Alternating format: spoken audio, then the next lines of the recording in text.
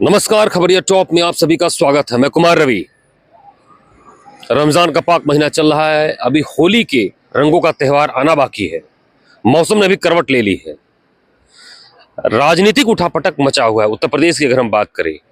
फिलहाल देश में और उत्तर प्रदेश में दोनों में भाजपा नीति सरकार है। एक तरफ मोदी जी, एक तरफ योगी जी। मोदी अभी आज ही इजराइल के लिए रवाना हुए, वहां पहुंच गए हैं।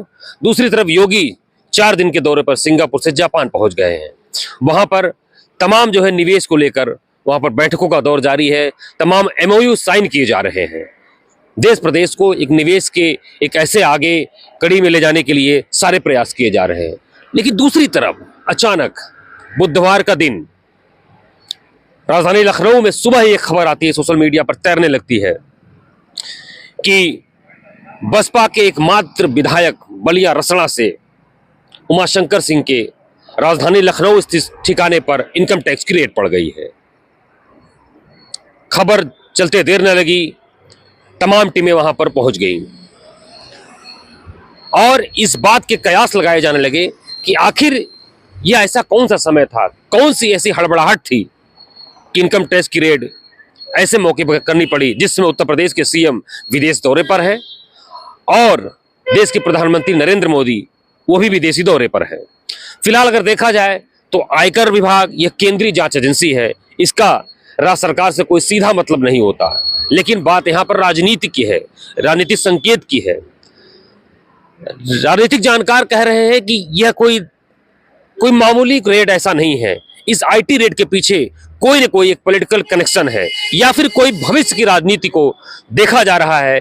जैसा कि आगे 2027 में उत्तर प्रदेश का विधानसभा चुनाव आने वाला है, तमाम तरीके के स्टेटमेंट जारी किए जा रहे हैं। अगर इस स्टेटमेंट की बात करें तो इनकम टैक्स की रेड सुबह से पड़ रही थी। उमाशंकर सिंह बलिया रसड़ा जो कि एक बहुत बड़े कारोबारी हैं, ठेकेदार माने जाते हैं। पीडब्ल्यूडी से लेकर सड़क, हाईवे, पुल, शिक्षा और होटल का भी उनका एक बहुत बड़ा कारोबार है।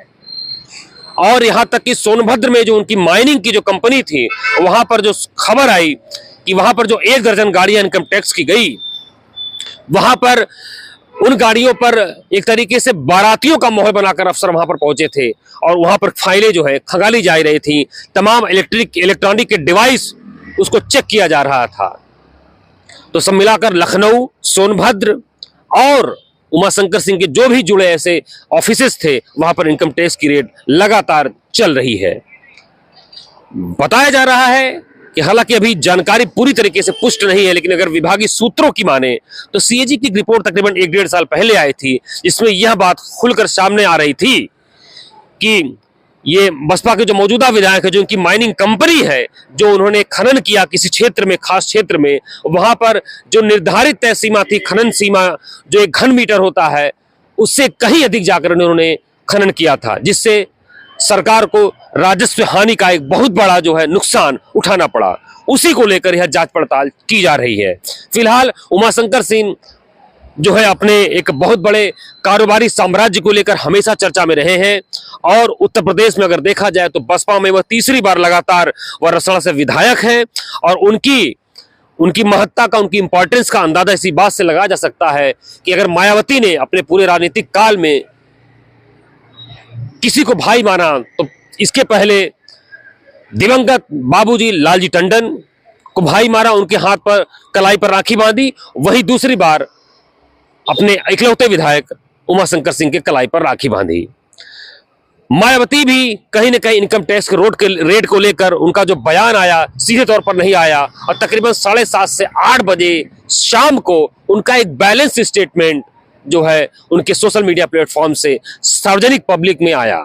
उसमें उन्होंने कहा है कि वह कोई दखल नहीं दे रही हैं केंद्रीय जांच एजेंसी के उसमें कोई इन्वेस्टिगेशन में, लेकिन जिस प्रकार से जो कहा जा रहा है कि उमाशंकर सिंह जो रसड़ा के विधायक है, वह काफी लंबे समय से ब्लड कैंसर से पीड़ित है और आइसोलेशन में अपने लखनऊ के आवास पर वह रह रहे हैं। बराबर उन्हें अमेरिका, लंदन या एक महंगे इलाज के लिए आना जाना पड़ता है। वहीं दूसरी तरफ योगी सरकार के एक मौजूदा मंत्री इस इन्वेस्टिगेशन को लेकर खासा नाराज हुए। जी हाँ, हम बात कर रहे हैं दिनेश प्रताप सिंह रायबरेली से, जो यहाँ पर योगी सरकार में मंत्री हैं और रायबरेली से वो संसदीय चुनाव भी लड़ चुके हैं।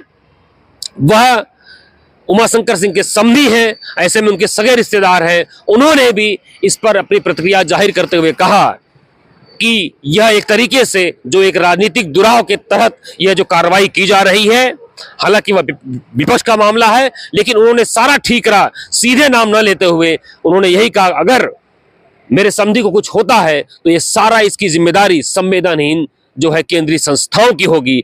अब वो केंद्रीय संस्थाओं को लेकर किस ओर इशारा कर रहे हैं ये आप समझ सकते हैं कि सीधे तौर पर, क्योंकि वे सत्ताधारी दल के प्रमुख मंत्री हैं, तो ऐसे में न ये योगी का नाम ले सकते हैं, न ही मोदी का नाम ले सकते हैं।